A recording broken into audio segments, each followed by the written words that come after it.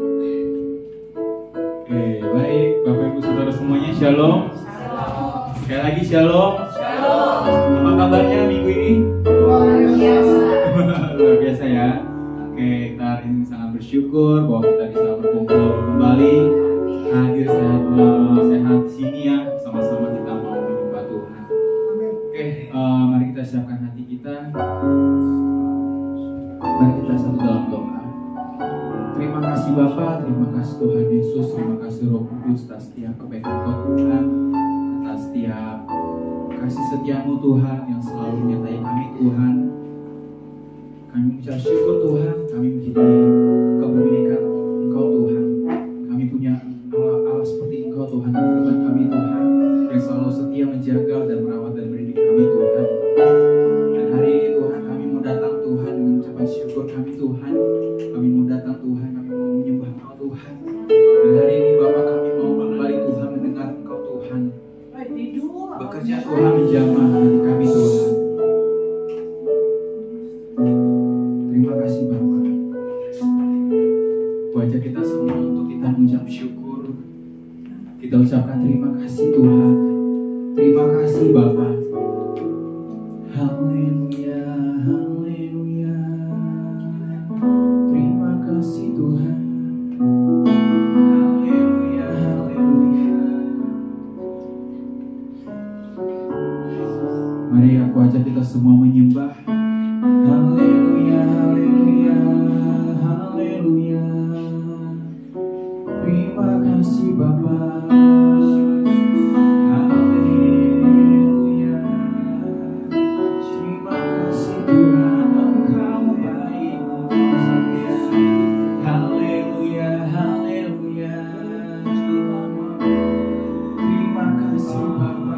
Haleluya, haleluya.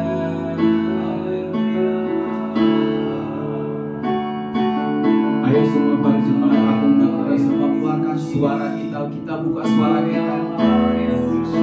Karena aku percaya Tuhan rindu mendengar langsung kata-kata kita keluar dari mulut kita. Terima kasih Bapa, Engkau baik Tuhan, Engkau kami sembah, Engkau kami puja, Raja segala raja, kami agungkan Engkau. Haleluya, haleluya.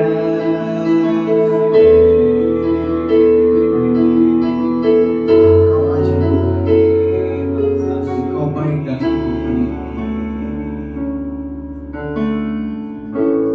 Bapakku datang menyembahmu sini, ku percaya Kau ada bagiku. Tak usah ku takut, tak usah ku takut, Kau sertaku. Tak usah ku bimbang, Kau di dalamku. Tak usah ku cemas, Kau penghiburku. Saat ku lemah, Kau kuatku. Nyanyi haleluya, ku nyanyi haleluya, ku nyanyi haleluya.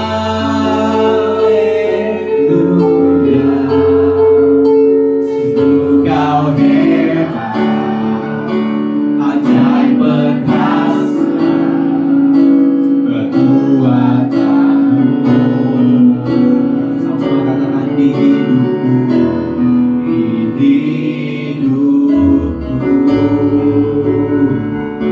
Sama-sama kita naik bacanya dari awal. Bapakku datang. Bapakku datang menyembahmu, menyembahmu.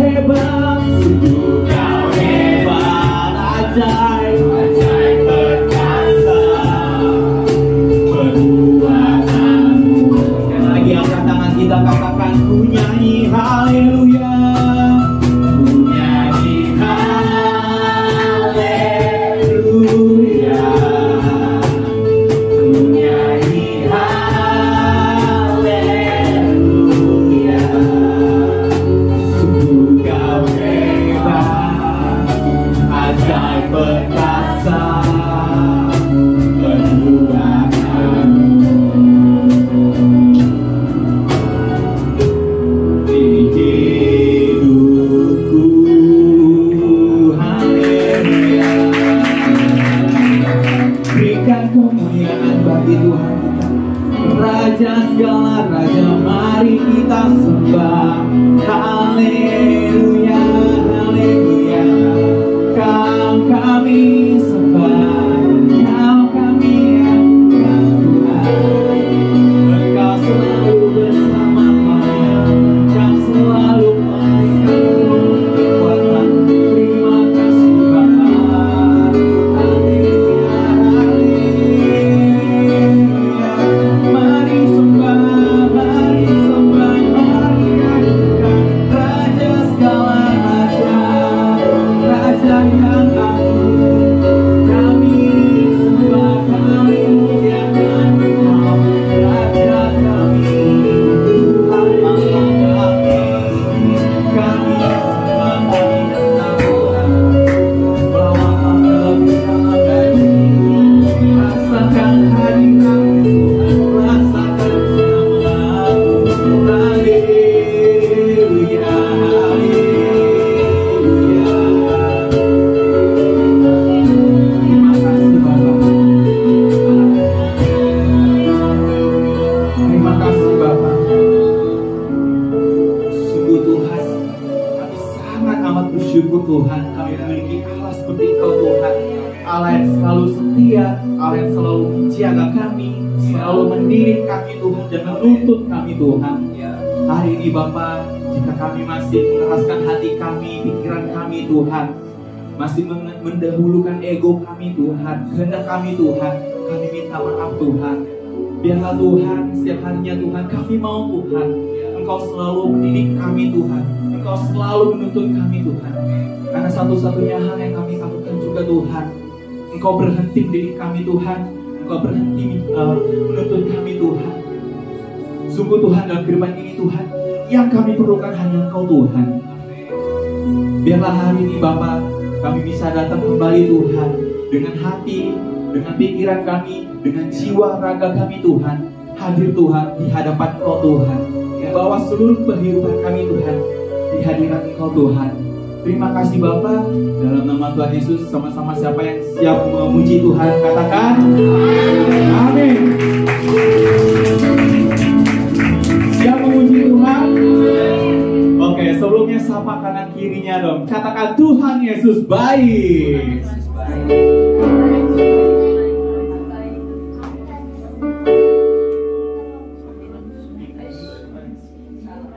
Sebab hari ini kita mau bersukacita dan kita mau bersyukur sama Dia. Amin.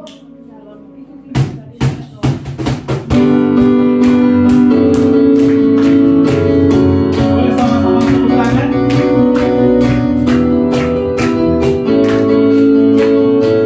Katakan kecaplah,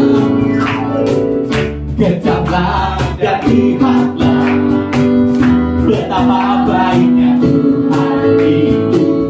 Rasakan dan nikmati kasih setia Tuhan. Kecaplah, kecaplah dan lihatlah betapa baiknya Tuhan itu. Rasakan dan nikmati kasih setia Tuhan. Oh, syukur bagimu Tuhan, segala hormat bagimu Tuhan, Kau yang mengasihiku, Kau yang memeliharaku. Oh, syukur bagimu Tuhan, segala hormat bagimu Tuhan, Kau yang mengasihiku, Kau yang memeliharaku selamanya.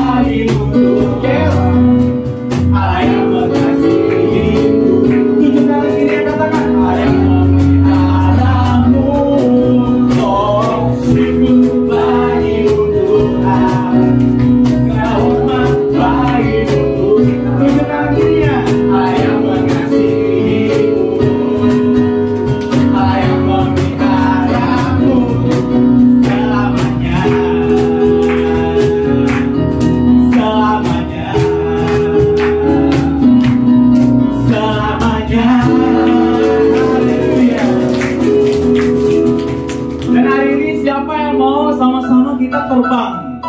Wah, terbang. Gimana nih? Nah, semuanya boleh kita coba rentangin tangan kita. Nah, boleh dong semuanya rentangin tangan. Kita nggak mau olahraga ya. Nah, rentangin tangan kayak burung ya. Ku kan terbang tinggi di awan bersamamu dalam kemuliaan. Sebab firman-Mu baru menopang bukan awan di dalam-Mu Tuhan. Haleluya. Kami bersyukur bahwa hari ini akan sangat-sangat baik dalam kehidupan kami. Biarlah setiap harinya kita berjalan sesuai dengan firman-Nya. Amin. Firman-Mu, firman-Mu Tuhan, kita berdoa itu. Jadimu terapkan jalan-jalanku, kebenaran-Mu setiap hari. Ku menantikan-Mu beri kekuatan baru. Sama-sama rentangkan tangan. Ku kan terbang, hey, tinggi di awan bersama-Mu dalam kemuliaan. Sebab firman-Mu terus menopang bukan awan di dalam-Mu Tuhan. Firman-Mu terbang, hey, tinggi di awan bersama-Mu dalam kemuliaan. Amin. Sebab firman-Mu terus menopang bukan awan, bukan awan di dalam-Mu Tuhan. Bukan awan, bukan awan di dalam-Mu Tuhan. Bukan aman di dalam-Mu Tuhan. Berikan kemuliaan Tuhan. Sebentar kita mau katakan bridge-nya. Ini ada bridge-nya. Baik. Jalanmu di atas jalan-jalanku, rancangan-Mu melebihi rancanganku. Firman-Mu sungguh telah membebaskanku berjalan lebih tinggi, berjalan bersama-Mu. Sekali lagi, jalan-Mu di atas jalan-jalanku, yes. Rancangan-Mu melebihi rancanganku. Firman-Mu sungguh telah membebaskanku berjalan lebih tinggi.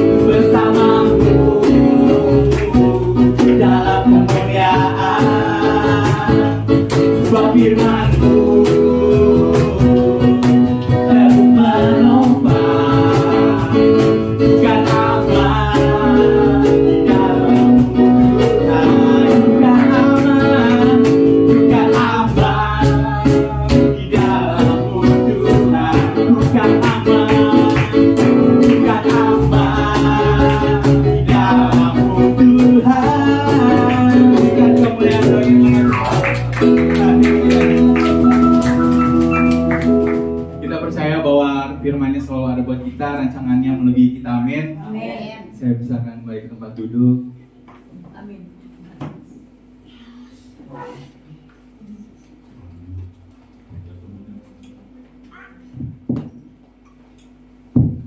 Terima kasih Bapak. Hari ini kami kembali Bapak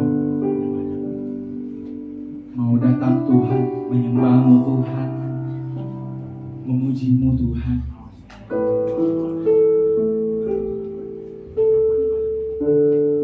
Sebab Engkau adalah sumber dari kehidupan kami Tuhan, sumber yang tidak tergantikan Tuhan. Dan selama-lamanya Tuhan, Engkaulah pengharapan kami Tuhan, Engkaulah kehidupan kami Bapa.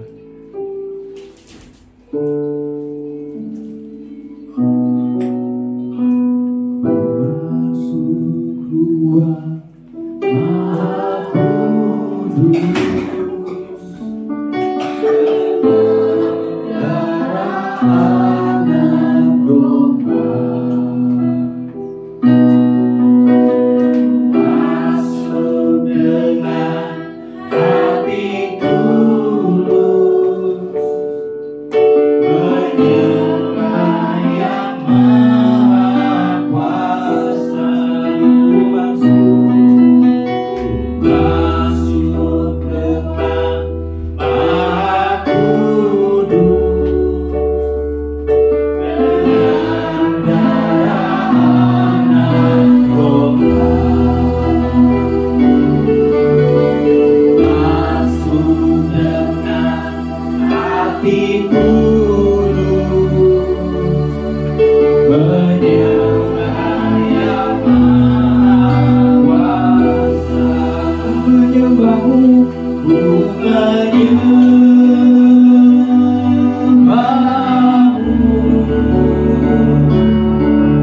ku sembah-Mu,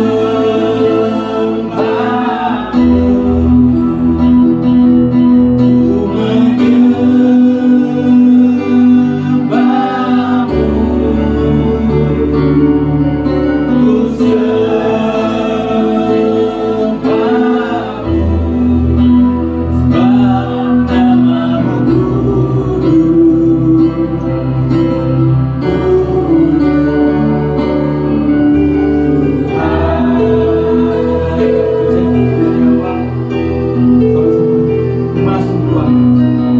masuk ruang Maha Kudus, dengan darah anak domba. Masuk dengan hati tulus,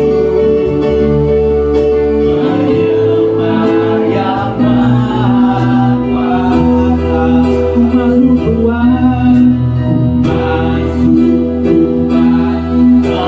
Kudus, dengan darah anak domba. Kita semua bangkit berdiri. Masuk dengan hati tulus,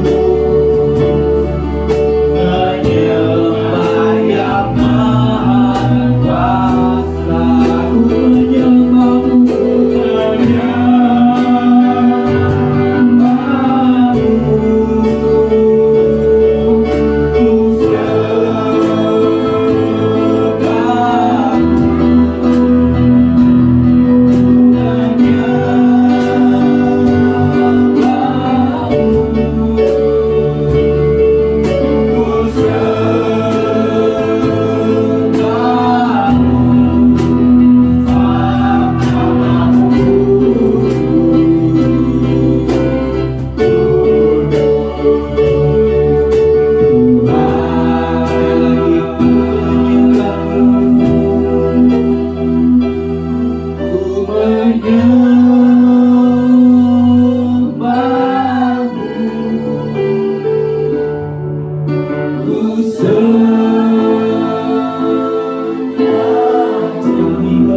menyembah-Mu, ku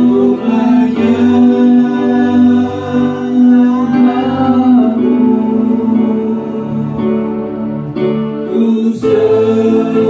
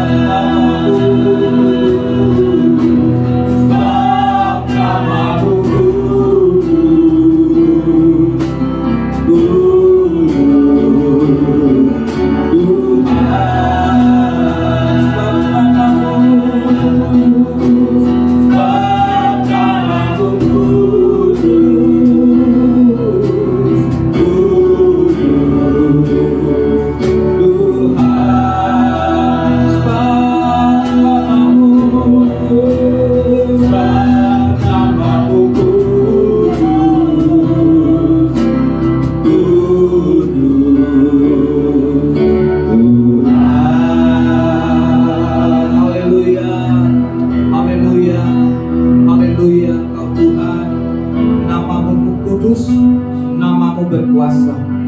Namamu lah yang menjadi jaminan bagi kami. Setiap kali kami berdoa, di dalam namamu yang kudus, di dalam namamu yang berkuasa, maka Engkau akan menjawab setiap doa-doa kami. Kami menyembah Engkau di dalam kekudusan-Mu, sebab Engkau berkata, tanpa kekudusan tidak ada seorang pun yang dapat melihat Tuhan. Oleh sebab itu Bapa, basuh kami dengan darah, basuh tempat ini dengan darah, basuh setiap kami Tuhan dengan darah-Mu yang kudus. Sebab Engkau lah yang melayani kami, sehingga kami boleh layak menghampiri Tuhan, dan kami boleh berjumpa dengan Tuhan. Bahkan kami boleh mendengar akan firman Tuhan yang berkuasa dan dahsyat dalam ibadah minggu pagi hari ini. Kami serahkan hidup kami Tuhan, biar pekerjaan daripada firman Tuhan, pekerjaan daripada Roh Kudus dapat menjamah hidup kami, mengubah hidup kami, sehingga kebenaran yang kami dengar pagi hari ini sungguh-sungguh mengubah hidup kami, memerdekakan hidup kami, dan jadikan kami pelaku-pelaku daripada firman Tuhan. Terima kasih Bapa, kami buka hati kami dalam nama Tuhan Yesus. Kita semua yang siap bersama-sama katakan amin. Amin. Puji Tuhan. Silakan duduk. Shalom. Puji Tuhan Bapak Ibu Saudara. Kalau kita datang beribadah dengan hati yang tulus, dengan hati yang sungguh-sungguh menghormati Tuhan, kita mau menghadap Tuhan, maka kita harus punya sikap yang benar di hadapan Tuhan. Waktu kita punya sikap hati yang benar, Tuhan hadir, kita akan mengalami jamahan kuasa Tuhan yang dahsyat. Amin. Oke, pagi hari ini Bapak Ibu Saudara, kita akan merenungkan firman Tuhan dengan tema adalah aktivasi pemimpin muda. Saya ulangi, temanya adalah aktivasi pemimpin muda. Kita akan baca firman Tuhan yang menjadi dasar kita untuk merenungkan firman Tuhan hari ini adalah di dalam 2 Timotius 1, 2 Timotius pasal yang pertama, ayat yang ketiga sampai dengan ayat yang ke-18. Saya akan membaca ayat mulai dari ayat yang ketiga, Bapak Ibu Saudara baca ayat yang keempat, kita bergantian sampai dengan ayat yang ke-18. Oke ya, sudah bisa dibaca juga di depan. Judul perikopnya adalah ucapan syukur dan nasihat untuk bertekun. Ayat 3. Aku mengucap syukur kepada Allah yang kulayani dengan hati nurani yang murni, seperti yang dilakukan nenek moyangku, dan selalu aku mengingat engkau dalam permohonanku, baik siang maupun malam. Dan apabila aku terkenang akan air matamu yang kucurahkan, aku ingin melihat engkau kembali supaya mengenal. Sebab aku teringat akan imanmu yang tulus ikhlas, yaitu iman yang pertama-tama hidup di dalam nenekmu Louis dan di dalam ibumu Eunike, dan yang aku yakin hidup juga di dalam dirimu. Karena itu untuk mengobarkan karunia Allah yang ada padamu oleh penumpang imanku atasmu. Sebab Allah memberikan kepada kita bukan roh ketakutan, melainkan roh yang membangkitkan kekuatan, kasih, dan ketertiban.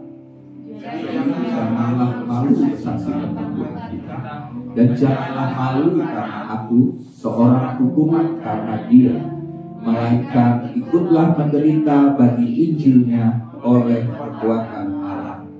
Dialah yang menyelamatkan kita dan memanggil kita dengan panggilan kudus, bukan berdasarkan perbuatan kita, melainkan berdasarkan maksud dan kasih karunia-Nya sendiri yang telah dikaruniakan kepada kita dalam Kristus Yesus sebelum permulaan zaman, dan yang sekarang dinyatakan oleh Tuhan kita Yesus Kristus, yang oleh Injil telah mematahkan kuasa maut dan mendatangkan hidup yang tidak dapat binasa.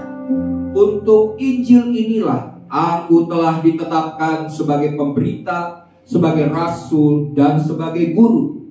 Itulah sebabnya aku menderita semua ini, tetapi aku tidak malu, karena aku tahu kepada siapa aku percaya, dan aku yakin bahwa Ia berkuasa memelihara apa yang telah dipercayakan kepadaku hingga pada hari Tuhan.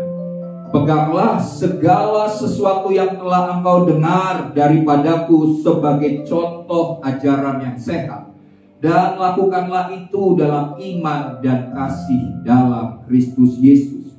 Apa yang indah yang telah dipercayakan kepada kita oleh Roh Kudus yang diam di dalam kita. Engkau tahu bahwa semua mereka yang di daerah Asia Kecil berpaling daripadaku, termasuk Figelus dan Hermogenes. Tuhan kiranya menganugerahkan rahmat-Nya kepada kita yang telah pula menjaga hatiku. Ia tidak malu menjumpai aku di dalam. Ketika di Roma, ia berusaha mencari aku dan sudah juga menemui aku. Kiranya Tuhan menunjukkan rahmat-Nya kepadanya pada harinya, betapa banyak pelayanan yang lakukan Yesus, engkau lebih mengetahuinya daripadaku. Kalau kita baca dan perhatikan ayat-ayat di atas, ini merupakan surat dari Paulus kepada Timotius. Timotius sebagai anak didiknya secara rohani dalam pelayanan, maka Paulus memberikan sebuah pesan-pesan yang khusus untuk membekali Timotius dalam pelayanannya. Khususnya dia sebagai gembala yang masih muda di kota Efesus, maka pesan-pesan daripada Paulus tentunya akan membuat Timotius menjadi semakin kuat, bersemangat dalam melayani pekerjaan Tuhan yang Tuhan percayakan dalam kehidupannya. Dan Paulus memulai dengan kata-kata mengucap syukur karena dia melihat bahwa Timotius memiliki dasar yang kuat. Dia punya iman yang tumbuh dari ajaran nenek moyangnya, dimulai dari neneknya, dimulai dari orang tuanya. Didikan-didikan itulah yang menjadi dasar, sehingga Paulus pada saat mendidik Timotius, dia bersyukur karena Timotius sudah memiliki dasar kebenaran yang kuat, sehingga Paulus dapat mengajarkan hal-hal yang lebih lagi tentang kepemimpinan yang diperlukan oleh Timotius untuk menjadi pemimpin yang berhasil, yang efektif dan sukses dalam pelayanan dan pekerjaan Tuhan. Nah, Bapak dan Saudara, kita bisa lihat slide-nya. Nah, pergantian generasi adalah sebuah keniscayaan dan hal yang tidak bisa ditolak. Amin. Karena pergantian generasi ini adalah sesuatu hal yang terjadi secara otomatis. Maksudnya begini, perubahan generasi dari generasi yang satu ke generasi berikutnya itu adalah sesuatu yang pasti, ya, tidak dapat ditolak dan tidak dapat dihindari. Maksudnya apa? Maksudnya begini, setiap manusia memiliki siklus hidup, ya, di mana seiring dengan waktu maka yang lebih tua akan mengakhiri masa hidupnya dan perannya dan digantikan dengan generasi muda. Ini adalah sebuah proses yang alami yang terjadi dalam masyarakat. Amin. Nah, Bapak Ibu Saudara, contohnya begini. Dalam misalnya Gereja Betel Indonesia dengan ketua umumnya yaitu Bapak Pendeta Abraham, ya, Abraham Rubin Adi Abraham, ya, adalah seorang pemimpin menggantikan generasi yang sebelumnya. Kalau kita bisa lihat bagaimana generasi sebelumnya adalah hamba Tuhan yang juga sudah cukup umur digantikan dengan yang lebih muda.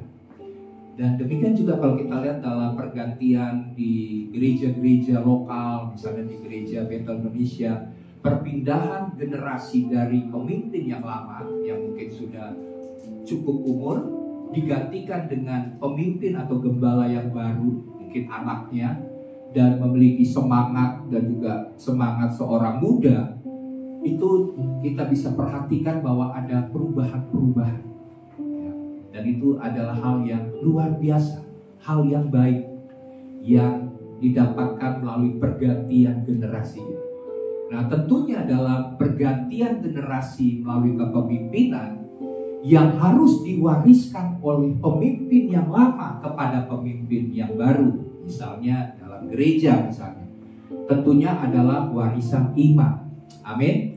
Sama seperti misalnya kita sebagai seorang ayah ini kan pemimpin dalam keluarga, maka waktu dia mempercayakan anaknya untuk melakukan tugas-tugas supaya ke depannya anaknya bisa menjadi pemimpin, ya, menjadi kepala keluarga yang lebih baik daripada dirinya, maka yang harus diwariskan oleh orang tua atau sang ayah itu kepada anaknya adalah warisan iman. Karena pemimpin yang pintar itu banyak. Indonesia tidak kekurangan pemimpin-pemimpin yang pintar. Tapi, ya, kita sebagai orang Kristen, kita sebagai anak-anak Tuhan, bukan saja melahirkan pemimpin-pemimpin yang pintar, tapi kita berharap misalnya dalam keluarga anak-anak kita bukan hanya menjadi anak-anak yang pintar, tapi juga menjadi anak-anak yang akan menjadi pemimpin ke depannya, yaitu pemimpin yang memiliki karakter. Tentunya dia punya dasar-dasar iman, hidup di dalam mengasihi Tuhan. Dia punya integritas hidup yang jujur dalam kehidupannya, sehingga sebagai pemimpin dia juga akan melahirkan pemimpin-pemimpin yang akan lebih baik dari generasi kepada generasi berikutnya. Jadi kenapa banyak negara atau misalnya contohnya lah dalam kehidupan orang Kristen, keluarga Kristen, tidak terjadi perubahan dari generasi sebelumnya kepada generasi sesudahnya, karena generasi sebelumnya tidak mewariskan iman kepada generasi berikutnya. Yang ditekankan adalah bagaimana menjadi pintar. Padahal kalau cuma sekedar pintar, Bapak Saudara, sekarang pun misalnya nih, pendeta pun dikatakan bahwa pendeta ini kalau cuma pintar, ini lama-kelamaan juga akan tergerus oleh teknologi pada zaman sekarang, yaitu siapa? AI. Pemimpin yang pintar ini udah tidak dicari lagi, tapi pemimpin yang berkarakter. Karena yang membedakan manusia dengan teknologi atau dalam hal ini robot gitu ya, AI, adalah manusia itu punya perasaan. Walaupun ada yang mengatakan AI ini waktu diselidiki katanya ya, menurut penelitian, dia juga punya jiwa, punya perasaan. Ya, waktu ditanyain perasaannya bagaimana, dia bisa mengungkapkan perasaannya. Waduh, gimana itu ya? Ya, tapi saya yakin, sekalipun kalau dia punya perasaan sedih, perasaan senang, mengungkapkan perasaannya tentang sebuah pertanyaan yang ditanyakan kepadanya, mungkin robot bisa menjelaskan perasaannya, ya walaupun bener bohongnya juga nggak tahu gitu ya. Tetapi dia nggak punya roh. Amin. Hanya manusia yang punya roh. Oleh sebab itu kalau rohnya mati, Alkitab katakan manusia yang rohnya mati itu sama seperti hewan, binatang, tidak berperi kemanusiaan. Ya, disebut binatang. Wah, kalau orang yang udah jahat, dasar ini benar-benar bukan peri kemanusiaan tapi udah kayak binatang. Karena rohnya mati. Tapi kita sebagai orang Kristen yang mengalami kelahiran baru di dalam Kristus, kita punya roh yang hidup. Yang tadinya mati, hidup. Sehingga kita punya perasaan-perasaan yang benar. Ya, perasaan dari Tuhan, hatinya Tuhan, keinginannya Tuhan. Dan waktu kita melakukannya dalam hidup kita, maka kita akan jadi berkah. Amin. Saya percaya kalau kita sebagai pemimpin-pemimpin Kristen, kita sebagai kepala keluarga, mungkin saat ini yang sudah tidak memiliki suami, maka sang istri, ibu jadi pemimpin dalam keluarga. Kita mengharapkan anak-anak kita juga kita wariskan iman kepada mereka. Amin. Supaya generasi berikutnya akan menjadi generasi yang lebih baik. Hidup takut akan Tuhan, mengasihi Tuhan, menghormati ibadah, mencari Tuhan, mengandalkan Tuhan. Itu yang kita harapkan dan inginkan untuk pemimpin, untuk generasi kita berikutnya. Nah, aktivasi itu artinya mengaktifkan. Jadi kita akan mengaktifkan pemimpin-pemimpin yang takut akan Tuhan. Nah, seorang pemimpin Kristen harus mempersiapkan pemimpin-pemimpin berikutnya untuk melanjutkan estafet kepemimpinannya. Ya, ada istilah katakan begini. Seorang pemimpin kalau dikatakan berhasil itu diukur dari mana? Bukan dari keberhasilan dia dalam menjalankan misalnya perusahaan sehingga perusahaannya menjadi maju. Itu salah satu yang menjadi ukuran keberhasilan dari seorang pemimpin. Tapi satu hal yang juga sangat penting yang harus dimiliki oleh seorang pemimpin adalah bagaimana pemimpin ini dapat melahirkan pemimpin berikutnya yang harus meneruskan kepemimpinannya yang sudah membuat perusahaan itu maju. Sebab kenapa? Kalau sampai dia tidak bisa membuat regenerasi pemimpin berikutnya, maka apa yang sudah dia buat selama puluhan tahun dalam perusahaan sehingga perusahaan menjadi besar, tapi dia tidak bisa melahirkan pemimpin berikutnya untuk meneruskan perusahaannya, maka perusahaannya itu akan habis, akan bangkrut. Ya, jadi penting keberhasilan pemimpin diukur dari bagaimana dia meregenerasi, melahirkan pemimpin berikutnya yang lebih baik daripada dirinya sendiri. Itulah yang kita perlu pahami tentang kepemimpinan.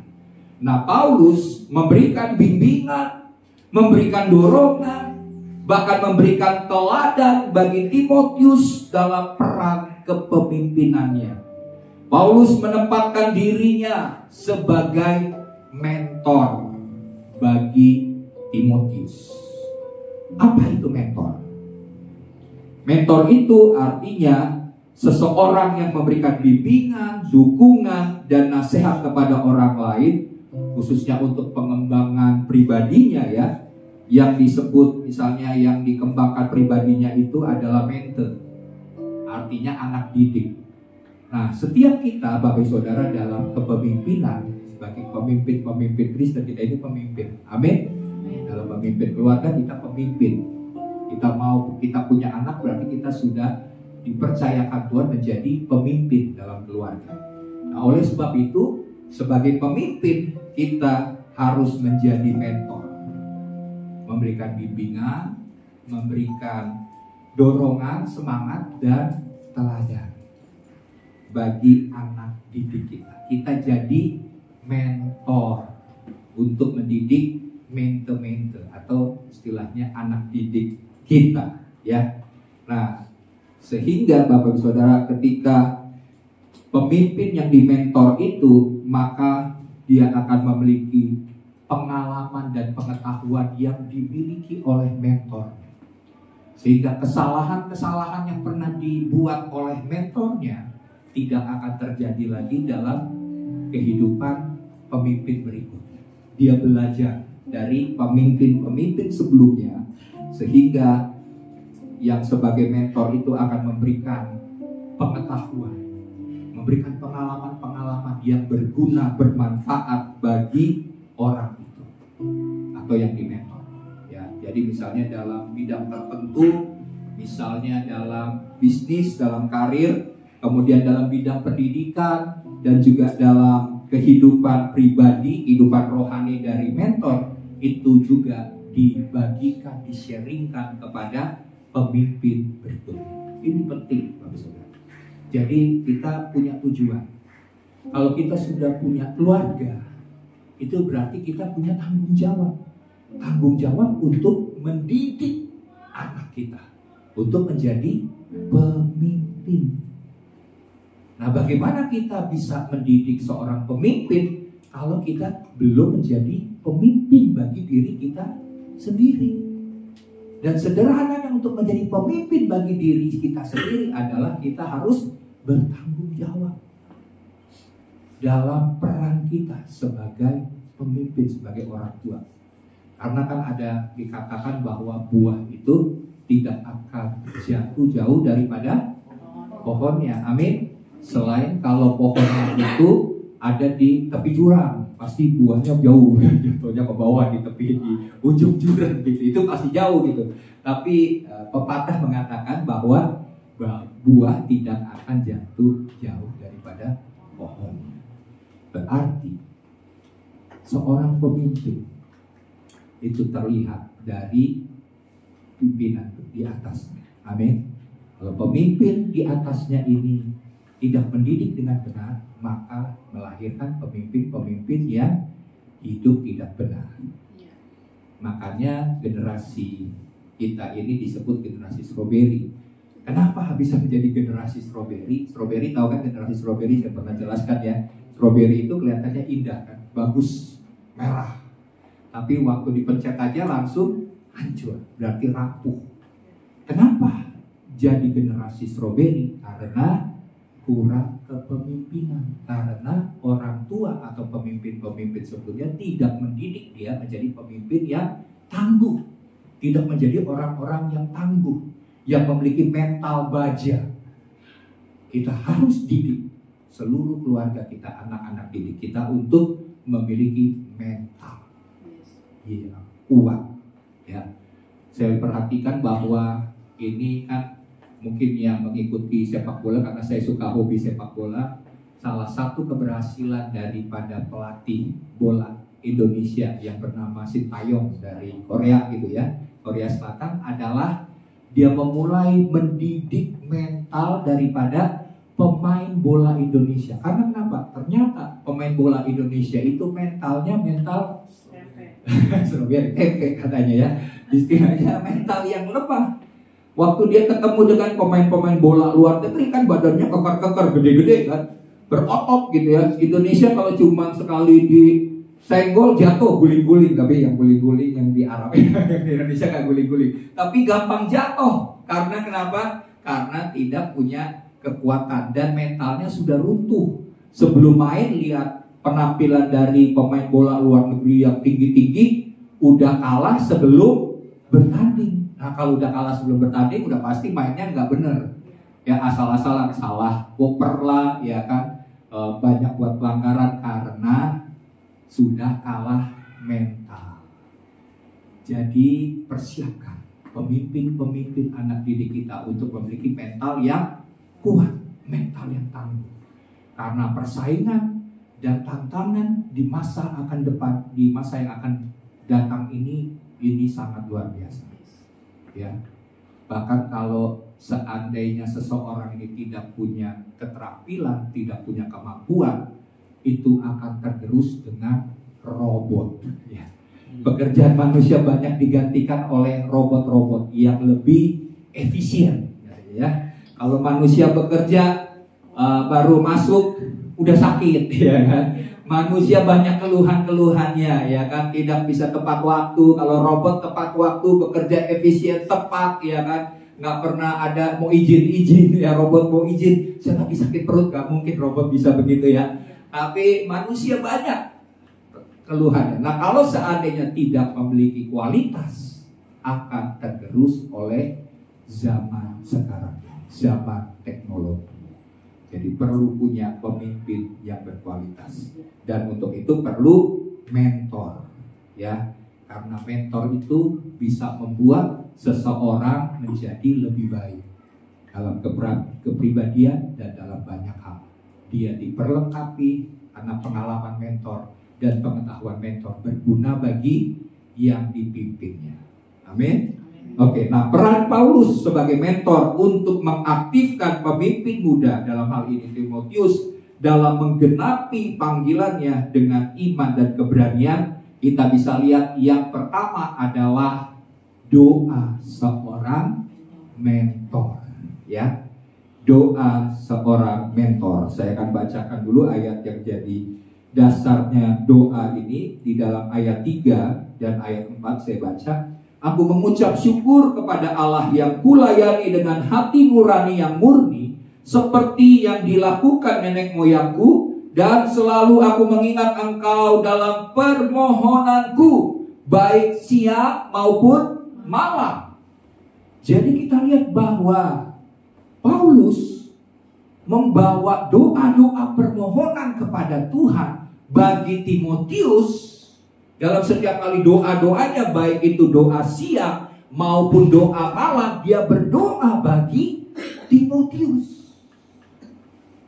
Di sini Bapak Ibu Saudara, slide-nya kita lihat doa dari seorang pemimpin yang menjadi mentor adalah hal yang penting, ya, dan mendasar. Demikian yang dilakukan Paulus setiap kali mengingat Timotius. Lihat, dia doakan Timotius setiap kali dia berdoa dalam permohonannya, siang dan malam. Terus ingat, ini pemimpin muda. Dia berdoa sama Tuhan, Tuhan pakai dia, Tuhan urapi dia, Tuhan berikan hikmat, Tuhan berikan kekuatan, Tuhan biarlah dia dapat memimpin, menjadi pemimpin yang baik di masa yang akan datang. Karena doa adalah hal yang penting. Doa adalah hal yang sangat mendasar bagi seorang pemimpin. Pemimpin itu perlu didoakan. Amin. Jadi jangan cuma misalnya nih, saya sebagai kepala pendeta, Pak, tolong doakan, saya sakit. Amin, saya pasti doakan. Ya. Minta tolong doakan untuk hal apapun. Kalau diminta tolong pasti saya doakan. Tapi sebagai pemimpin, saya juga butuh didoakan, ya. Nah, dalam hal ini pemimpin yang senior mendoakan juga yang dimentor. Ini penting. Ini sebuah prinsip yang harus dilakukan oleh seorang pemimpin. Karena kenapa? Paulus terus berdoa bagi Timotius siang dan malam. Ini menunjukkan bahwa seorang pemimpin muda membutuhkan dorongan dan dukungan doa yang konsisten dari mentornya. Amin. Ya, kita bisa lihat dalam kehidupan kita sebagai orang tua, siapa yang tidak pernah berdoa bagi anak-anaknya? Siapa? Pasti saya yakin lah ya. Sebagai orang tua mendoakan anak didik, anak-anaknya ya. Demikian juga seorang mentor. Sebagai seorang pemimpin, dia juga harus mendoakan yang dipimpin. Ini prinsip yang sama.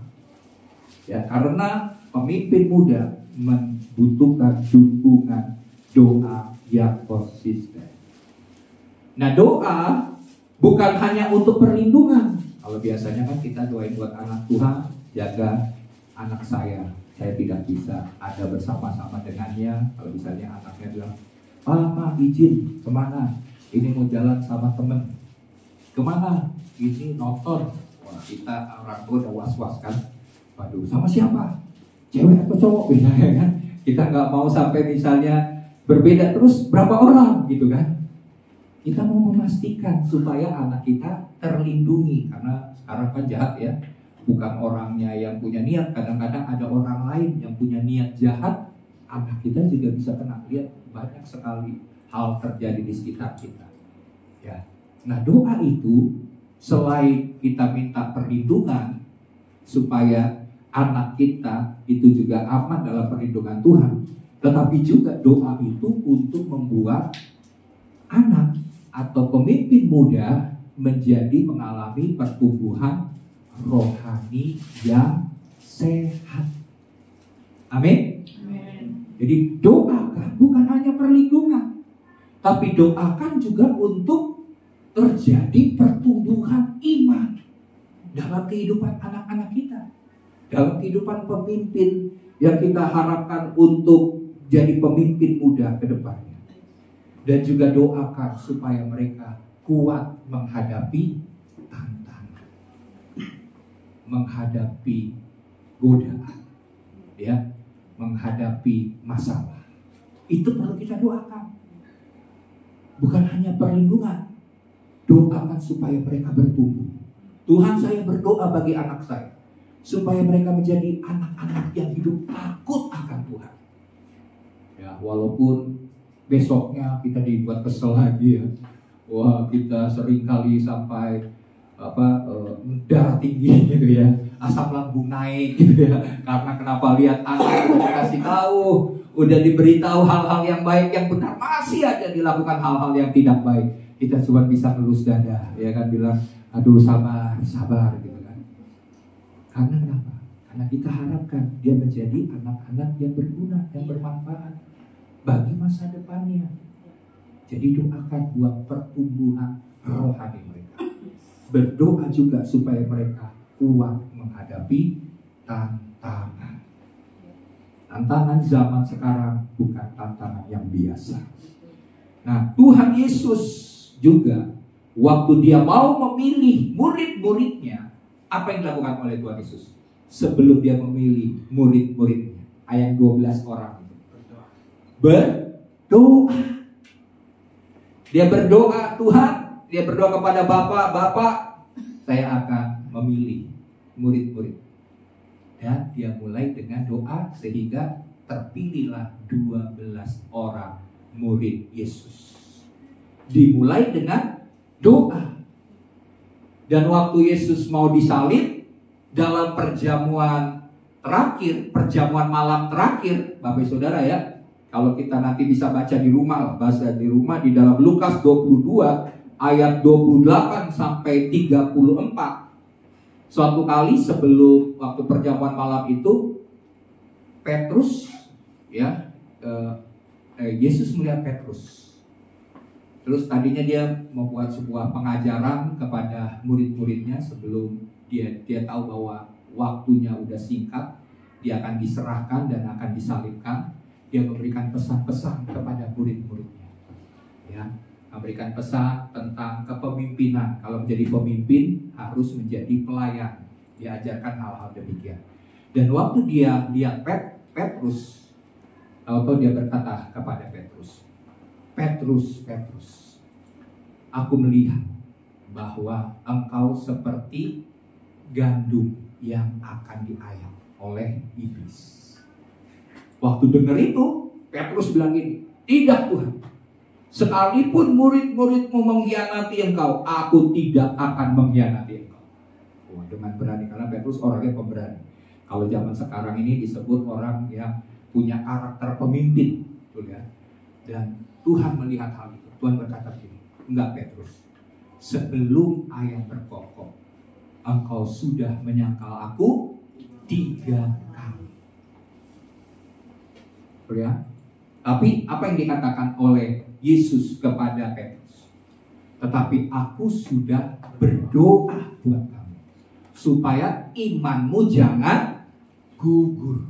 Nanti Bapak Ibu Saudara baca di dalam Lukas 22 ayat 28 sampai 34. Kalau lupa ayatnya, nonton lagi YouTube-nya. Ya, karena ini masuk dalam YouTube. Jadi tadi Pak Pendeta mau mengapa nonton lagi, yaitu Lukas 22 ayat 28 sampai 34. Dikatakan bahwa Yesus berdoa buat Petrus supaya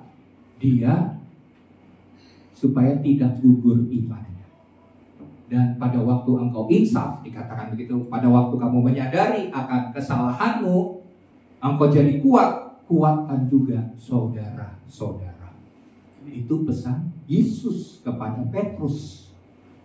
Dan Petrus akhirnya dia seperti dikatakan Yesus menyangkal 3 kali, tapi dia menyesal, dia menangis, ya, sungguh-sungguh dia bertobat, akhirnya dia menjadi pemimpin, menjadi gembala dari jemaat di Yerusalem. Jadi doa adalah hal yang sangat penting, yang mendasar bagi seorang mentor mendoakan yang dididik. Ya. Nah, doa Paulus bagi Timotius yang kita sudah baca tadi itu menunjukkan kasihnya yang tulus dan perhatiannya yang sangat mendalam terhadap Timotius sebagai anak rohani. Ya, kalau seorang yang berdoa tentunya hatinya tulus ya kepada orang yang kita doakan. Nggak ada kan doa yang pura-pura. Ya. Kalau doa yang pura-pura itu kalau lagi di depan orang dia bisa pura-pura. Tapi kalau di tempat yang tersembunyi, ya nggak pamer, pasti doanya sungguh, doanya tulus kepada orang yang didoakan. Nah, jadi di sini seorang pemimpin bukan hanya memberi beban pelayanan kepada juniornya, tetapi mengawalinya dengan beban doa di dalam dirinya. Ya, jadi dia bukan cuma memberikan beban pelayanan, tapi dia juga harus memiliki beban doa dalam hatinya bagi pemimpin berikutnya. Nah, Bapak Ibu Saudara, Bapak tahu tentang Yosua, ya, Yosua bin Nun. Dia ini dikatakan sebagai abdi Musa, dan dia ditetapkan Tuhan untuk menjadi pemimpin bangsa Israel setelah bangsa Israel masuk dalam tanah perjanjian.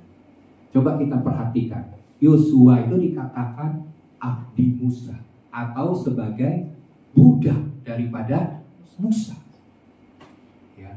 Tapi Bapak Saudara, dari budak, padahal kalau mau pilih pemimpin bangsa Israel berikutnya setelah Musa banyak, kan ada dikatakan ada hakim-hakim, ada 70 orang yang diberikan hikmat memimpin.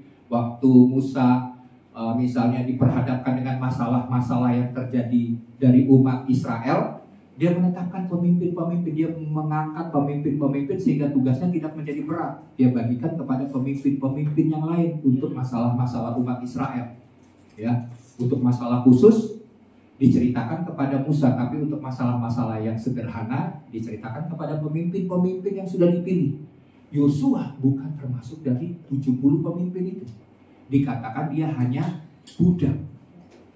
Tapi karena dia adalah pemimpin yang dipilih oleh Tuhan, walaupun dia hanyalah abdi daripada Musa, kita bisa lihat waktu Musa mati, yang menggantikan Musa adalah Yosua bin Nun untuk memimpin. Coba kita lihat di dalam Ulangan 34 ayat 5 sampai 9. Bisa ditampilkan ayatnya.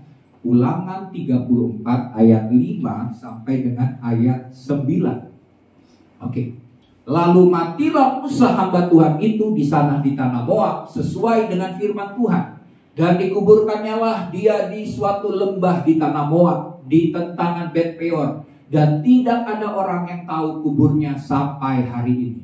Musa berumur 120 tahun ketika dia mati, matanya belum kabur dan kekuatannya belum hilang. Amin. Siapa yang mau umur segini meninggal? Ya, 120 tahun. Amin. Itu dijanjikan Tuhan loh, ya. Dan juga dikatakan matanya belum kabur dan kekuatannya belum hilang. Wah, ini mantap nih. Kalau mati kayak begini nih boleh juga gitu ya. Bukan sakit-sakitan gitu ya. Gak apa-apa, kita berdoa aja, Tuhan saya minta, saya mau kalaupun selesai tugas saya di bumi ini, saya mau dalam keadaan sehat. Ya kalau memang udah mau mati karena udah waktunya Tuhan gitu kan. Ya tidak menyusahkan. Nah ini janji. Ya, terus ayat 8, orang Israel menangisi Musa di dataran Moab 30 hari lamanya. Maka berakhirlah hari-hari tangis perkabungan karena Musa itu. Dan Yosua bin Nun penuh dengan roh kebijaksanaan. Sebab kenapa? Musa telah meletakkan tangannya ke atasnya. Sebab itu orang Israel mendengarkan dia dan melakukan seperti yang diperintahkan Tuhan kepada Musa. Karena kenapa? Dia punya roh kebijaksanaan. Si Yosua ini punya roh kebijaksanaan karena Musa telah meletakkan tangannya, menumpangkan tangan.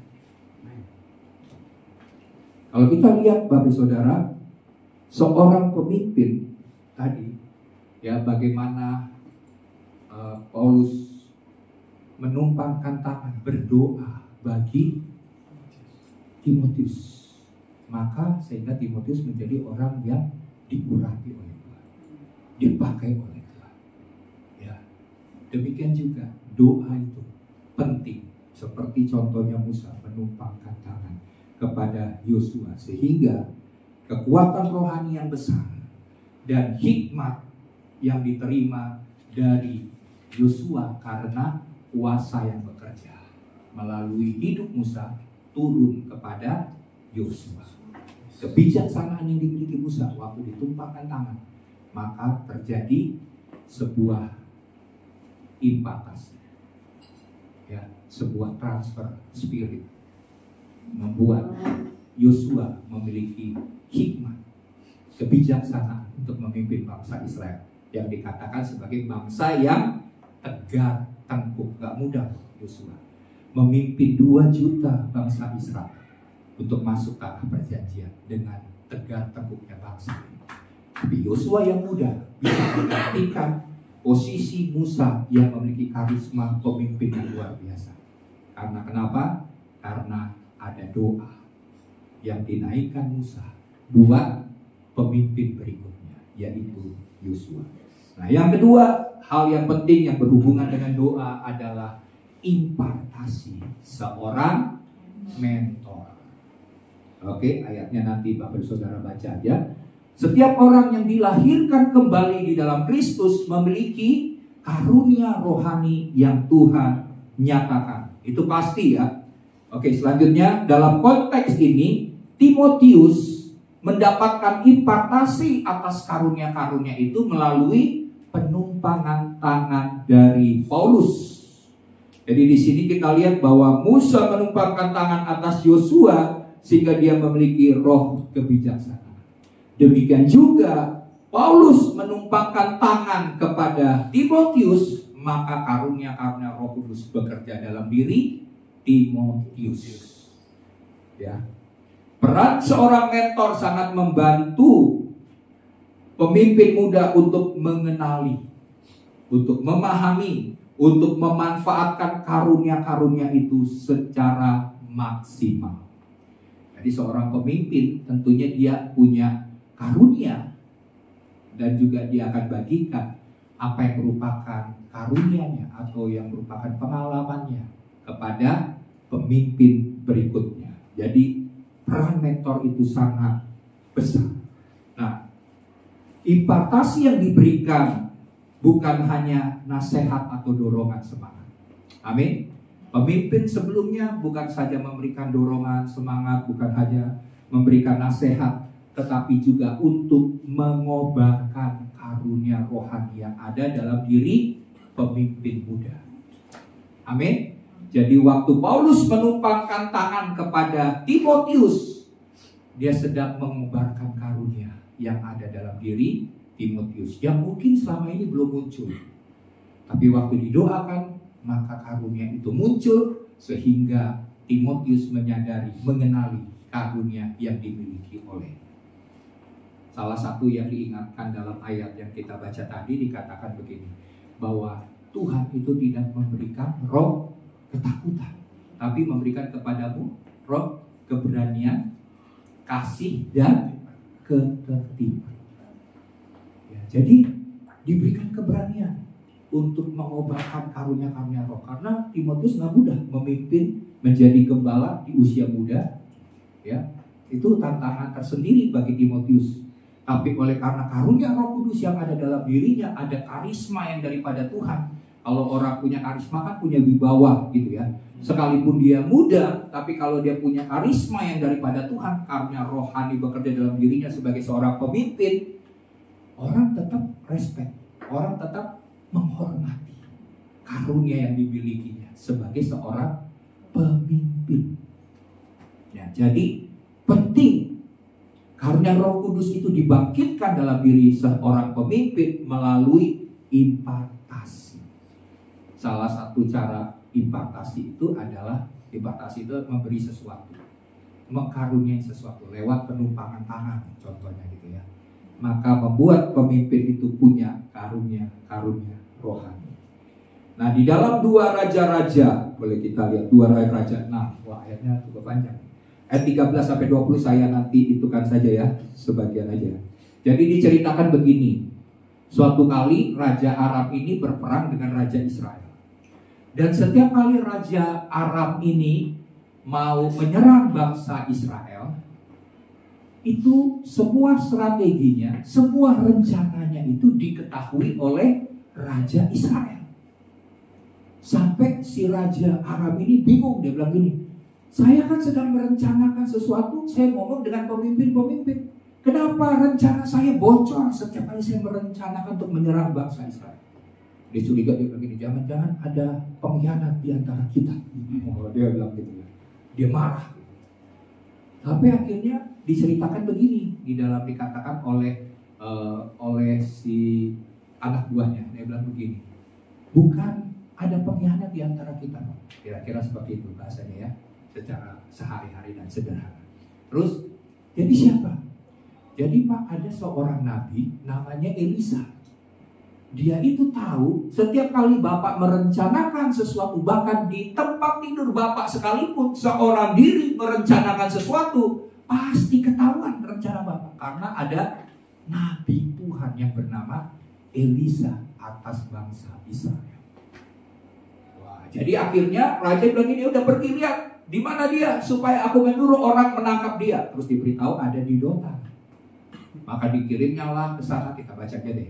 Kuda serta kereta tentara yang besar sampailah mereka pada malam, lalu mengepung kota itu. Terus ketika ayat 15, pelayan abdi Allah, yaitu pelayan dari Elisa, bangun pagi-pagi dan pergi keluar, maka tampaklah suatu tentara dengan kuda dan kereta di sekeliling kota itu. Lalu berkatalah bujang Elisa itu kepada Elisa, celaka tuanku, apakah yang akan kita perbuat? Jawab Elisa, jangan takut, sebab lebih banyak yang menyertai kita daripada yang menyertai mereka. Lalu berdoalah Elisa, ya Tuhan, bukalah kiranya matanya supaya ia melihat. Elisa berdoa bagi bujangnya supaya matanya bisa melihat. Bukan berarti bujangnya Elisa ini buta, bukan. Yang didoain bukan melihat dalam fisik, betul, tapi melihat secara roh. Maka Tuhan membuka mata bujang itu sehingga ia melihat. Tampaklah gunung itu penuh dengan kuda dan kereta berapi sekeliling Elisa. Ketika orang-orang Aram itu turun mendatangi dia, berdoalah Elisa kepada Tuhan, butakanlah kiranya mata orang-orang ini. Maka dibutakannya lah mata mereka sesuai dengan doa Elisa. Kemudian berkatalah Elisa kepada mereka, bukankah ini jalannya dan bukan ini kotanya? Ikutlah aku, maka aku akan mengantarkan kamu kepada orang yang kamu cari. Lihat di alam roh, dia bisa bawa ya orang-orang Aram, tentara Aram, dikasih tahu, kamu cari seseorang, saya tunjukin jalannya kemana orang itu yang kamu cari itu pasti ketemu. Lalu diantarkannya mereka ke Samaria. Segera sesudah mereka sampai ke Samaria, berkatalah Elisa, "Ya Tuhan, bukalah mata orang-orang ini supaya mereka melihat." Lalu Tuhan membuka mata mereka sehingga mereka melihat, dan heran, mereka ada di tengah-tengah Samaria. Amin. Tadi dibutakan. Setelah sampai di Samaria, suruh Tuhan bukakan matanya. Mereka kaget, wah ada di Samaria. Oh jauh-jauh sampai ke sini, kok bisa sampai ke sini, bingung mereka. Jadi Elisa bisa berdoa bagi mata orang Arab itu jadi buta. Tapi jangan pakai ayat ini untuk waktu melanggar lalu lintas, ya ada polisi kita berdoa, Tuhan butakan mata polisi supaya jangan melihat saya yang sedang menyeberang lampu merah, ya kan? Yang sedang melawan lampu merah. Tuhan gak akan dengar doa demikian. Amin. Tapi Elisa berdoa supaya Tuhan butakan mata daripada orang Arab. Dan Elisa berdoa supaya Tuhan membukakan mata dari bujangnya. Waktu dia lihat, bujangnya lihat, wah, tentara yang menjaga kita lebih banyak di alam roh daripada tentara Arab. Ya, jadi di sini ada impartasi. Tadinya bujang itu tidak bisa melihat secara alam roh, tapi ada impartasi dari Elisa kepada bujangnya, sehingga dia punya mata rohani yang terbuka. Ya, jadi di sini kita lihat bahwa selain karunia Allah, slide-nya, impartasi itu juga membangkitkan keberanian, kasih, ketertiban, bukan menerima roh ketakutan. Amin. Jadi jangan takut. Yang menyertai kita lebih besar, lebih banyak daripada orang-orang yang mau menyerang dan membinasakan kita. Amin. Kita kadang-kadang perlu dibukakan mata roh untuk melihat. Tapi kalaupun belum dibukakan mata rohnya untuk melihat di alam roh, percayalah bahwa Tuhan tempat perlindungan yang aman. Malaikat-malaikatnya diperintahkannya untuk berkemah di sekeliling rumah dari orang-orang percaya dan orang-orang benar. Oke? Yang ketiga, yang terakhir, teladan seorang mentor. Ya, saya nggak usah baca ayatnya, nanti baca di rumah. Selain doa dan impartasi dari pemimpin, seorang pemimpin muda membutuhkan model atau teladan untuk dicontoh. Slide berikutnya, Paulus menyatakan, peganglah segala sesuatu yang telah engkau dengar daripadaku sebagai contoh. Jadi maksudnya begini, Paulus meminta Timotius untuk mengikuti pola ajaran yang telah ia berikan, supaya Timotius menjaga kebenaran ini melalui kuasa Roh Kudus, supaya Timotius taat akan ajaran kebenaran itu dan melakukannya dengan iman dan kasih kepada Kristus Yesus. Nah, teladan hidup seorang mentor adalah salah satu bentuk ajaran yang paling berkesan. Amin. Karena kalau cuma ngomong kata-kata, biar kita udah ngomongin sesuatu kepada anak kita sampai berbusa mulut kita, tapi kalau kita tidak memberikan contoh, memberikan teladan, dia tidak pernah tahu dan tidak pernah melakukan apa yang kita ngomongin. Percuma, Bapak Saudara. Jadi harus teladan, itu yang paling berkesan. Kita memberikan contoh iman, misalnya kalau pagi bangun berdoa ya, kalau mau makan berdoa ya, terus kalau mau pergi berdoa, kalau udah sampai rumah sebelum tidur berdoa. Nah kalau kita cuma kasih tahu gitu tapi kita nggak melakukan, anak-anak juga akan lupa, tidak melakukan. Kita harus memberikan teladan. Nah kalau kita tidak disiplin dalam beribadah, bahkan dalam menghormati Tuhan dalam sebuah ibadah, saya jamin Bapak Saudara, anak-anak kita juga tidak akan pernah menghormati Tuhan, tidak akan pernah menghormati sebuah ibadah. Ya, karena itu dimulai dari melihat.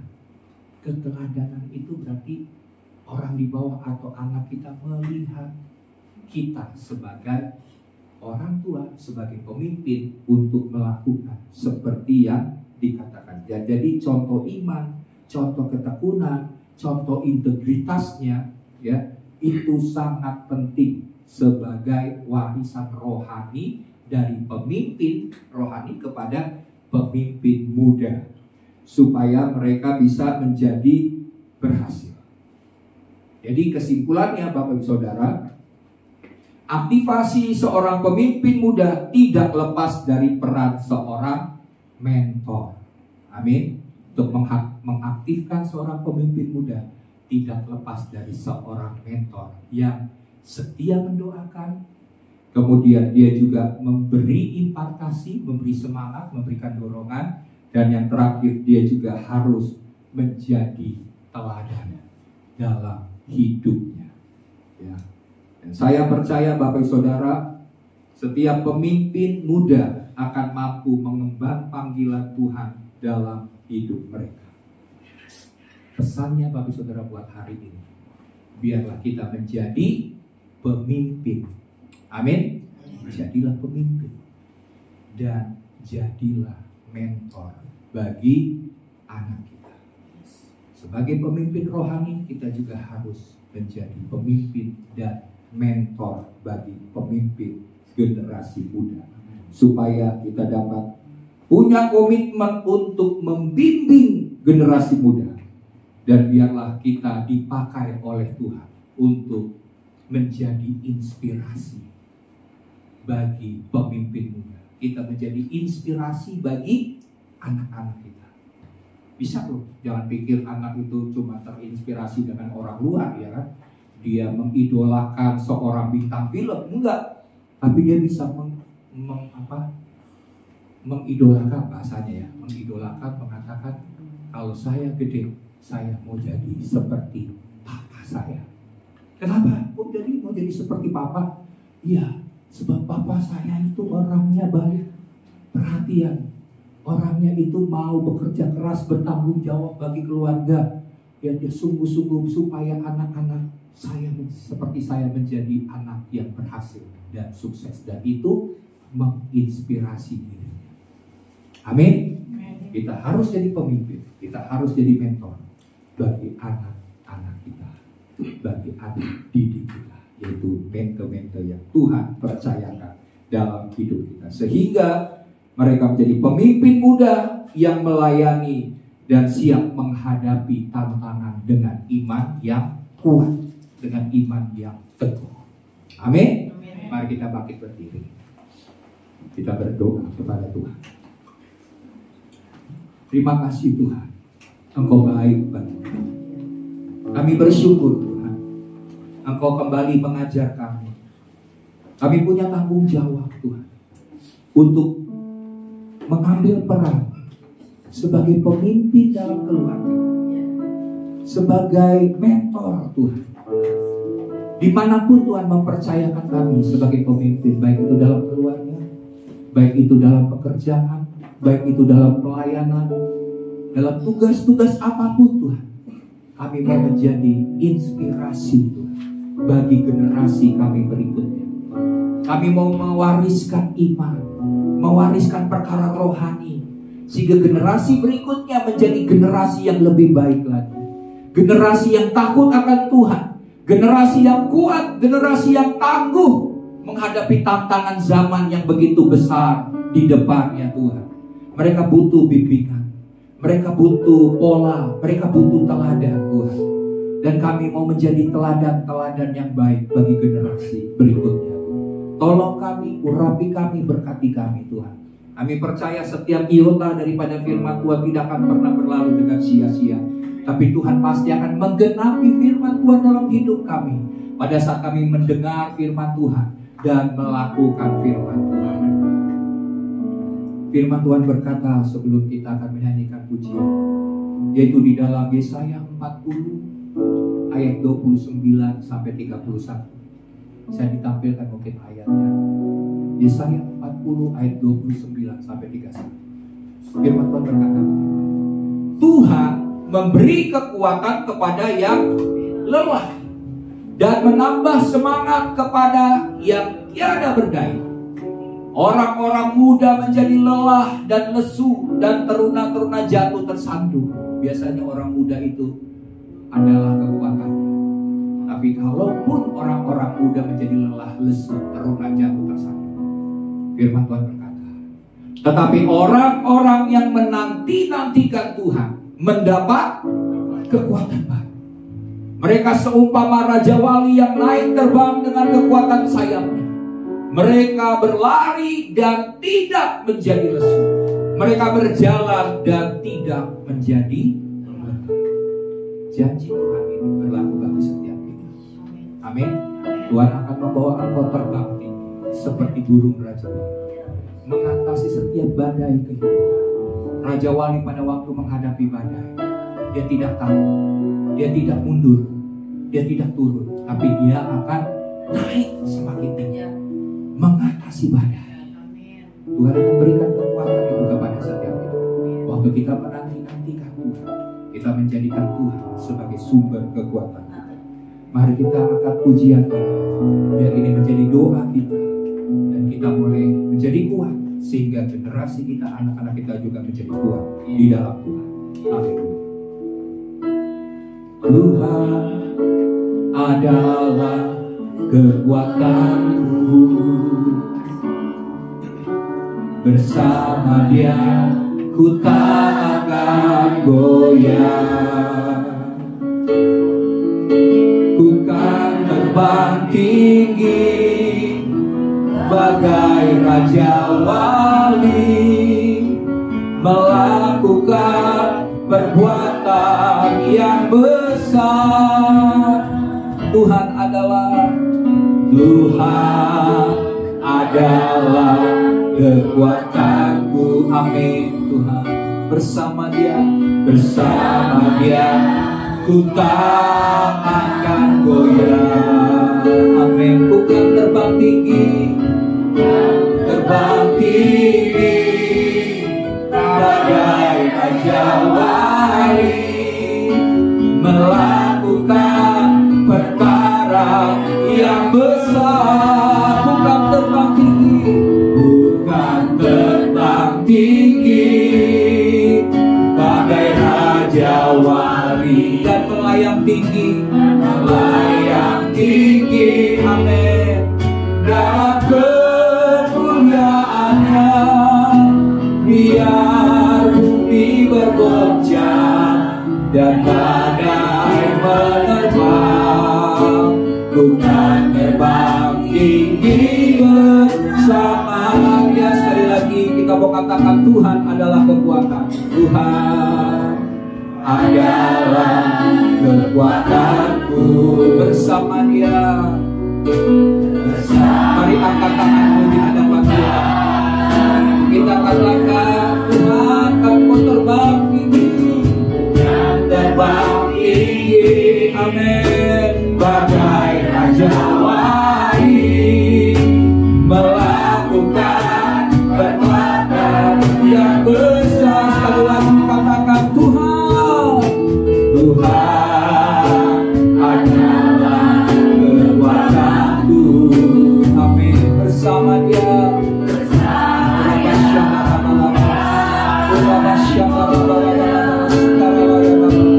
Terbang tinggi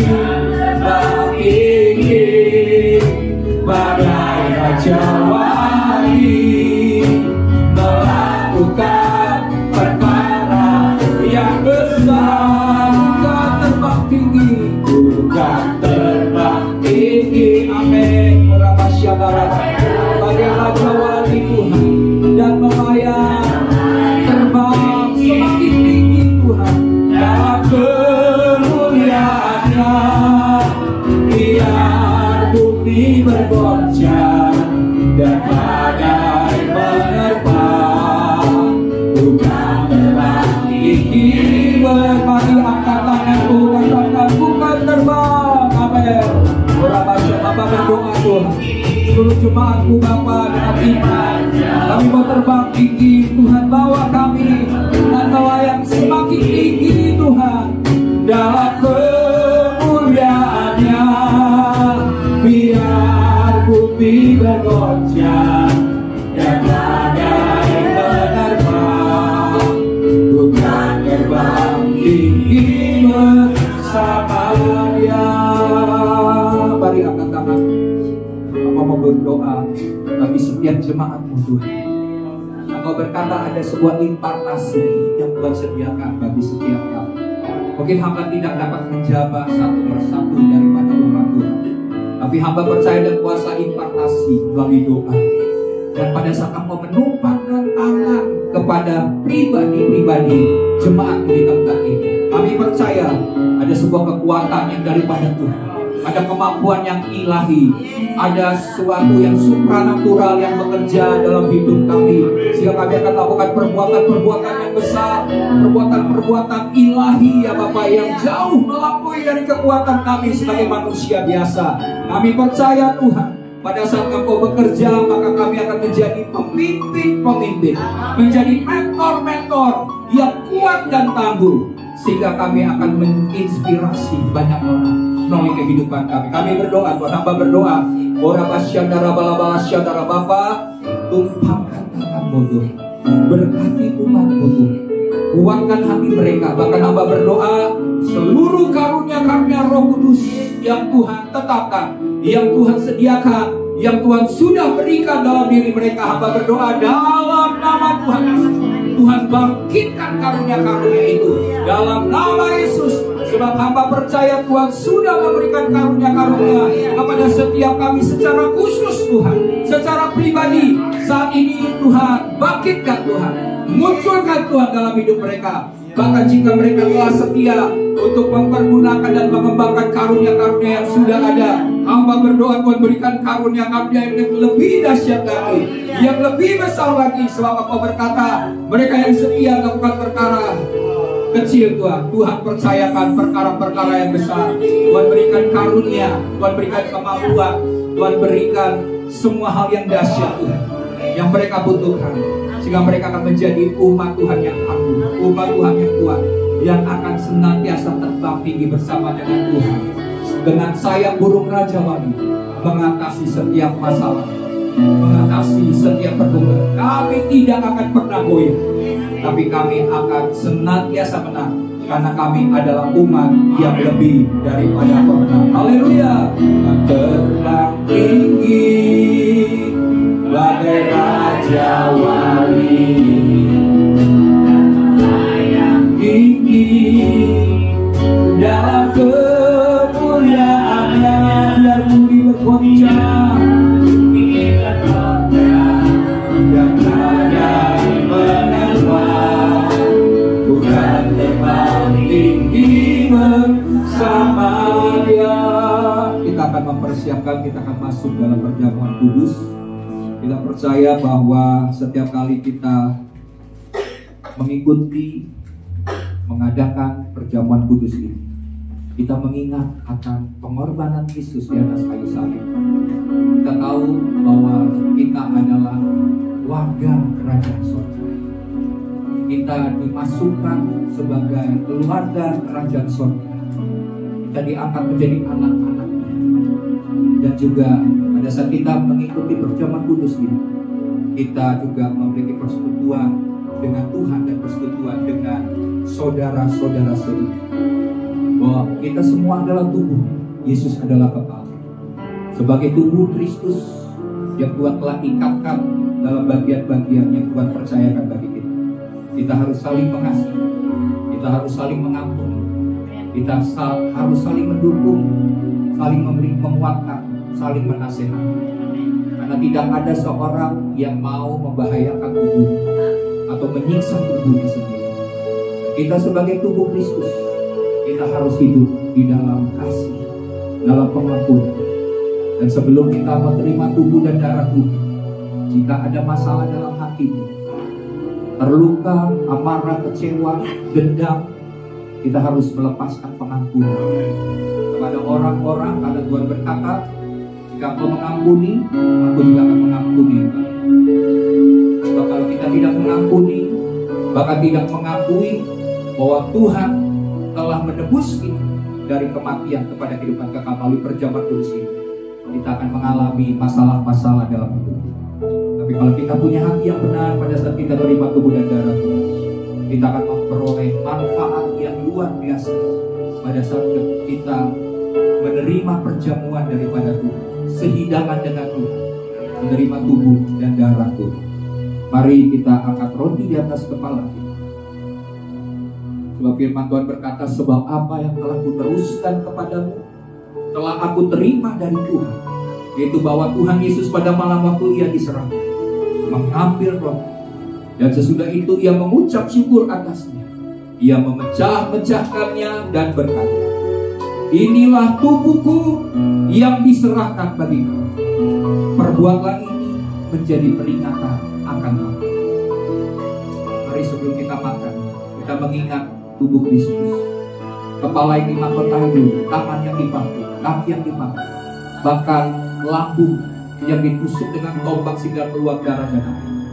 Sehingga Kristus rela menderita, berkorban bagi kita di atas kayu salib. Tubuhnya yang dipecah-pecahkan. Firman Tuhan berkata, oleh bilur-bilur yang berdarah segala sakit penyakit kita disembuhkan. Dan pada saat kita terima tubuh kebangkitan ini, kuasa kebangkitan Kristus juga akan membangkitkan kita. Kita yang lemah, kita yang kekurangan iman, yang kurang percaya, Tuhan akan bangkitkan iman kita. Tuhan akan bangkitkan kasih kita. Tuhan akan bangkitkan seluruh aspek hidup kita. Karena ada kuasa kebangkitan. Waktu kita terima tubuh kebangkitan ini, bahkan pada akhir zaman, kita akan juga dibangkitkan bersama-sama dengan Tuhan untuk tinggal bersama-sama dengan Dia selama-lamanya. Mari kita percaya akan tubuh Kristus yang telah dipecahkan bagi kita, dan kita terima kuasa daripada tubuh Tuhan, kuasa kebangkitan yang daripada Tuhan, sehingga kita akan semakin mengenal Tuhan, mengasihi Tuhan lebih lagi. Mari sebelum kita makan, dengarlah firman yang berkata, bukankah roti yang dipecah-pecahkan ini adalah persekutuan dengan tubuh Tuhan? Mari kita makan dengan iman dalam nama Tuhan.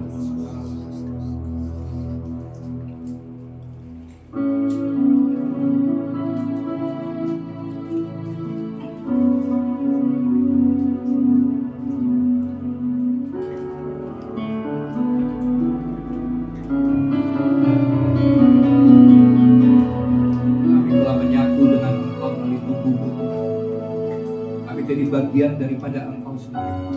Engkau hidup dan tinggal di dalam kami, kami hidup dan tinggal di dalam Tuhan. Dan jika Tuhan ada bersama dengan kami, siapakah musuh kami, siapakah lawan kami?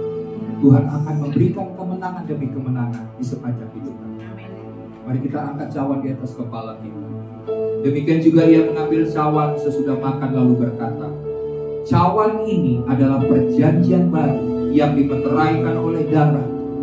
Perbuatlah ini setiap kali kamu meminumnya menjadi peringatan akan aku. Kita angkat di hadapan Tuhan cawan perjanjian yang baru yang dimeteraikan dengan darah Kristus. Semua yang lama sudah digantikan dengan perjanjian yang baru, perjanjian yang kekal. Segala kutuk, segala hal yang jahat untuk keturunan, semua serangan, semua pekerjaan iblis, baik sihir, tenung, mantra, semua hal yang jahat dihancurkan dengan kuasa darah Kristus. Kita dibebaskan, dilepaskan dari semua hal yang jahat, dari segala rancangan-rancangan jahat iblis. Malah petaka tidak akan mendekat kepada setiap kita, karena ada perlindungan darah Yesus atas setiap kita. Terima kasih Bapa, kami terima perjanjian yang baru di dalam Tuhan. Segala janji-janji yang besar, janji-janji yang dahsyat dan ajaib kami terima Tuhan, karena kami punya perjanjian darah dengan Tuhan sendiri. Terima kasih Bapa, terima kasih Tuhan.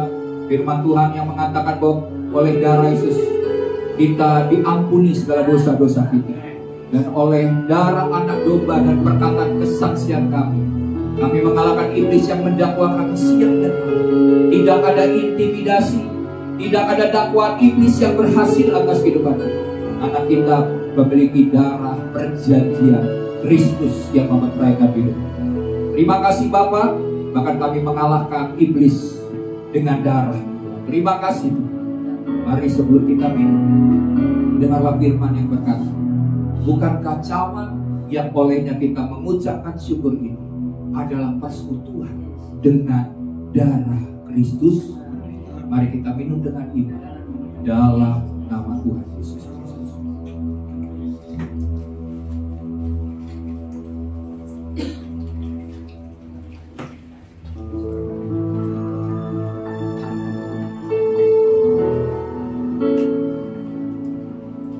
Saya persilakan kembali ke tempat duduk.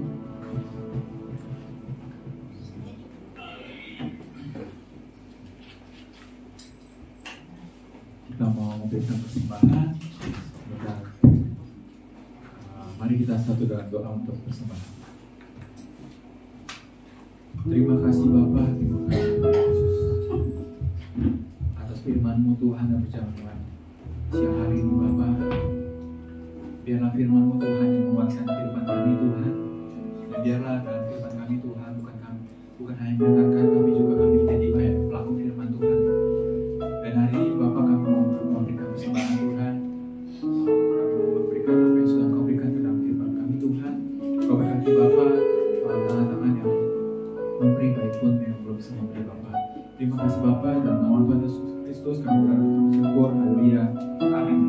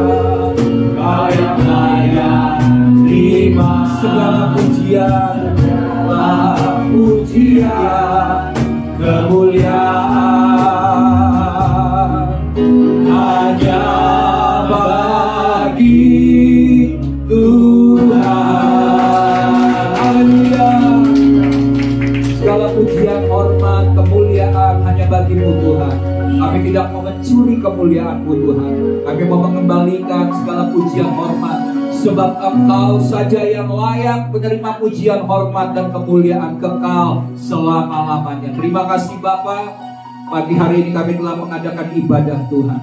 Kami percaya setiap ibadah persekutuan kami dengan Tuhan tidak pernah sia-sia. Kami percaya ibadah itu mengandung sebuah janji, bukan hanya untuk masa ini saja, tapi untuk masa yang akan datang. Terima kasih Bapa, iman kami akan semakin dikuatkan, hidup kami akan semakin diberkati oleh Tuhan.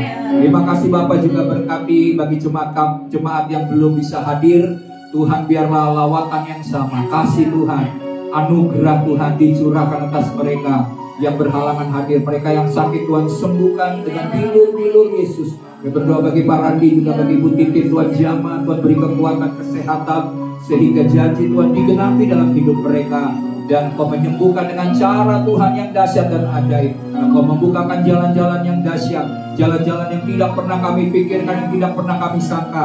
Tuhan memberkati kami berlimpah-limpah. Terima kasih Bapa. Berkati juga bagi seluruh jemaat Tuhan yang hadir saat ini, Tuhan yang membutuhkan, oh Bapak, yang sedang mengalami pergumulan yang berat, Tuhan tolong. Yang sakit Tuhan sembuhkan, yang terikat Engkau bebaskan, yang berbeban berat Tuhan pulihkan. Tuhan berikan kemenangan Tuhan. Mereka yang bekerja Tuhan berikan hikmat sehingga mereka boleh bekerja dengan baik Tuhan. Dan janji Tuhan mereka akan senantiasa naik dan tidak pernah turun, menjadi kepala dan bukan menjadi ekor. Kami berdoa Tuhan bagi mereka yang sekolah, Tuhan berikan kecerdasan, kepintaran bagi setiap anak-anak-Mu Tuhan, sehingga mereka boleh berhasil, sukses ya Tuhan, mendapatkan nilai-nilai yang terbaik. Khususnya mereka memiliki nilai-nilai iman yang semakin dinyatakan dalam hidup mereka. Kami juga berdoa Bapa bagi mereka yang kuliah, Tuhan menyediakan segala dana-dana yang dibutuhkan, segala keperluan kami Tuhan menyediakan, sebab Engkau adalah Jehovah Jireh, Tuhan yang menyediakan segala sesuatu, mencukupkan segala sesuatu yang kami butuhkan. Terima kasih Bapa, terima kasih Tuhan. Dan jika sebentar juga kami berdoa dan untuk menerima berkat, kami berkati bangsa dan negeri kami, Indonesia, para pemimpin yang telah terpilih, Presiden Prabowo Subianto dan juga Wakil Presiden Gibran Rakabuming. Tuhan berkati pemimpin-pemimpin kami, para menteri yang telah terpilih, kabinet Tuhan, merah putih Tuhan berkati Tuhan. Dan juga seluruh pemerintahan di mana akan ada pemilu Tuhan bagi pemimpin-pemimpin daerah. Kami berdoa pemilu ini boleh berjalan lancar dan menghasilkan pemimpin-pemimpin yang akan memimpin bangsa ini di dalam takut akan Tuhan, sehingga membuat bangsa ini sejahtera dan maju. Tuhan berkati juga keamanan, sehingga dijauhkan dari perpecahan, dijauhkan dari kerusuhan, dijauhkan dari hal yang jahat Tuhan. Kami berdoa biarlah TNI Polri dapat menegakkan kebenaran, keadilan Tuhan, menjaga negeri ini senantiasa aman. Tuhan berkati Bapa, dijauhkan, diluputkan negeri ini dari bencana, baik bencana alam Tuhan, banjir, gunung meletus Tuhan, dan semua hal Tuhan. Tuhan tutup bungkus negeri ini. Dan jika hal itu terjadi Tuhan, bencana terjadi, kami berdoa Tuhan, biarlah jumlah yang meninggal oleh karena bencana itu boleh diperkecil Tuhan. Sedikit Tuhan, kami berdoa dalam nama Tuhan Yesus Kristus. Tuhan campur tangan bagi bangsa kami, sebab Engkau berkata kesejahteraan kota kami adalah kesejahteraan kami. Kami mengupayakan, mengusahakan dan mendoakan kota kami supaya senantiasa aman. Negeri kami jadi negeri yang diberkati. Shalom Tuhan turun atas Indonesia. Terima kasih Bapa. Dan jika sebentar kami akan menerima berkat yang khusus melalui ibadah minggu pagi hari ini, mari kekasih Tuhan jemaat Tuhan dijemaatkan Tuhan. Angkat hatimu, arahkan hatimu kepada Tuhan, angkat tanganmu dan terima. Tuhan memberkati engkau, memberkati keluargamu, memberkati pekerjaanmu, studimu, memberkati pelayananmu, memberkati seluruh aspek kehidupanmu. Segala usahamu terpelihara, dijaga oleh Tuhan secara sempurna, karena malaikat-malaikat Tuhan yang berjaga-jaga. Dan Tuhan juga memberkati dan melindungi engkau. Tuhan menyinari engkau dengan wajah dan memberikan engkau kasih karunia. Tuhan menghadapkan wajahnya kepadamu dan memberikan engkau damai sejahtera. Turunlah berkat daripada Bapa Surga, kasih karunia, kasih setia, rahmat daripada Tuhan Yesus Kristus, dan persekutuan dengan Roh Kudus yang memimpin, yang menuntun engkau kepada jalan kebenaran, kepada janji-janji Tuhan yang dahsyat, bahkan sampai Maranatha, Yesus Kristus datang kedua kali, kita menerima anugerah yang berlimpah-limpah. Kita tetap setia, kita tetap teguh, kita tetap beribadah kepada Tuhan, takut akan Tuhan, dan kita akan diangkat di awan-awan yang perkasa, dan kita akan tinggal bersama-sama dengan Tuhan selama-lamanya. Semua kita yang sudah diberkati bersama-sama katakan amin.